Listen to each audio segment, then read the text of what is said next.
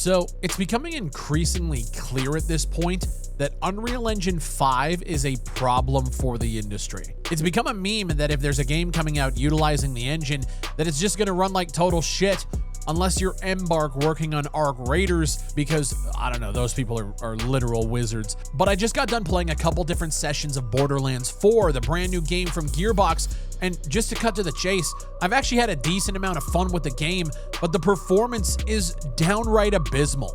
Sub 40 FPS on medium at 1440p, and realistically, the only way to get a decent, stable frame rate right now is to either use mods or frame generation if you have a 40 series card or higher, and even then, with frame gen on, I've seen unstable frame dips during combat or intense moments. It's unacceptable for a AAA $70 release to have this bad a performance. There's a distinct shift in this industry to move towards relying on things like upscaling and frame generation to have stable, playable frame rates. And as you can see from the reviews on Steam for Borderlands 4, I'm not the only one feeling these issues, and I'm not the only one feeling this way.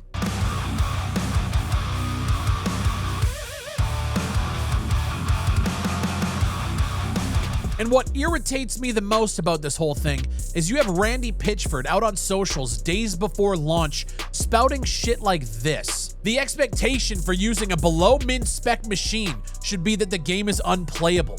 That the game runs at all on your system is a miracle. That you can get 55 to 60 FPS out of heavy combat is actually incredible, given how the engine and what's going on under the hood.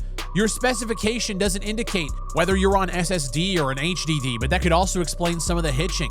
It's a big, bold, new, seamless world, and I'm sorry to say that older hardware may not provide buttery smooth performance for the latest gen AAA games, as has always been the case since the dawn of PC gaming. Keep in mind, guys, this is in response to an article written about the game before launch in which the author's specs were then updated and listed as a 12700 and a 3070, well above the minimum specs listed on Borderlands' own Steam page. Yet he has to play the game at 1080p with various tweaks to graphics to even get close to 60 FPS. The thing about the 30 series is you can't even get frame generation unless you either run a mod or you do some other tweak to unlock that capability on your card, and thus, as we've now seen, there's tons of performance issues plaguing the game at launch. But guys, your hardware is just not up to snuff. Of course not. It's unplayable on old hardware. Yeah. Even people running 5090s and 9950 X3Ds from AMD are having frame rate issues, Randy Pitchford. Why?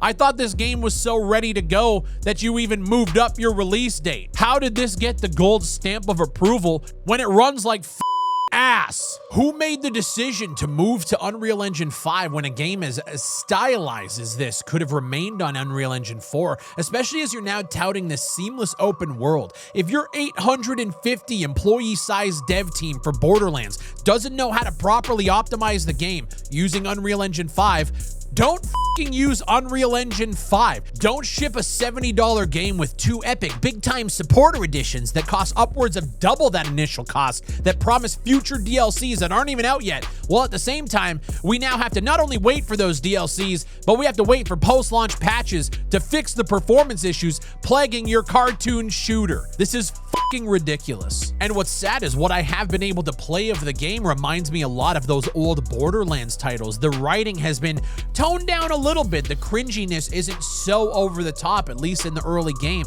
Claptrap actually feels charming again. Exploring and traveling this new world reminds me a lot of playing Borderlands 1 for the first time. I actually think you guys have a pretty solid game on your hands, which pisses me off even more because I'm barely able to play it. When you throw on things like frame generation and upscaling, I find that it makes the images so blurry and ugly that when I actually turned them off and turned the game up to 4K, I'm playing at a fucking slideshow, but holy shit, you can see the visual difference here from older Borderlands title. The game is actually beautiful. but it gets neutered when we have to utilize these technologies that should never be used as a crutch like this. It's almost unplayable if you don't use frame generation. And even according to Randy Pitchford himself, who felt the need to share this tips and tricks video on Twitter on how you can get his own fucking game running at a smooth frame rate. And in that video, the person has to utilize this technology, and he just shared it. He's like, hey, if you guys are running into performance issues, here's a cool tip. Yeah, Randy, we know. We just don't want to have to neuter our visual experience so that we can get a solid frame rate. That's your job. Anyways, I don't need to stretch this video to 10 minutes for ad revenue. I just wanted to let you guys know Borderlands 4, if you're a fan of Borderlands, might actually end up being a pretty solid game.